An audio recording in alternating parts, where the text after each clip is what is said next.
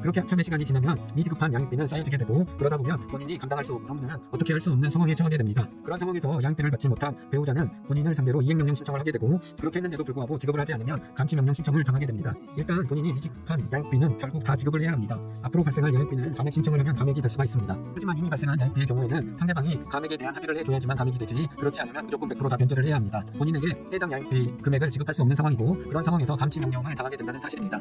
이런 상황에서는 일단 본인이 지급할 수 있는 금액에서 조금씩 양육비를 지급해야 합니다. 그렇게 노력을 한 후 본인이 현재 경제적인 상황에 대해서 하소연을 하고 반드시 변제해야 한다고 주장을 해야 합니다. 만일 본인이 감치명령을 받았는데도 불구하고 아무런 변제를 하고 있지 않다고 하면 감치 결정이 나올 확률은 아주 높습니다. 저희가 해보면 본인이 할 수 있는 범위에서 양육비를 일부라도 지급하면 법원에서 바로 감치 결정을 내리지는 않습니다. 즉 본인이 할 수 있는 최대 금액이 몇십만 원이라고 하면 매달 그거라도 지급해야 하고, 왜 그렇게 경제적인 상황이 좋지 않은지에 대해서 반드시 답변서를 제출해야 합니다. 그리고 또 하나는 반드시 감치명령 신문기일에 참석을 해야 합니다. 물론 본인이 미지급한 양육비를 100%다 변제를 했다고 하면 그것을 소명을 통해서 제출하고 법원에 참석하지 않아도 됩니다. 하지만 본인이 100% 변제를 할 수 없는 상황이라고 하면 이 경우에는 반드시 법원에 신문기일에 참석을 해서 변제를 하겠다는 식으로 변론을 해야 합니다. 저희가 보면 감치기일이 지정되었는데도 불구하고 참석을 하지 않으면 법원은 그냥 감치 결정을 내리는 경우가 많습니다.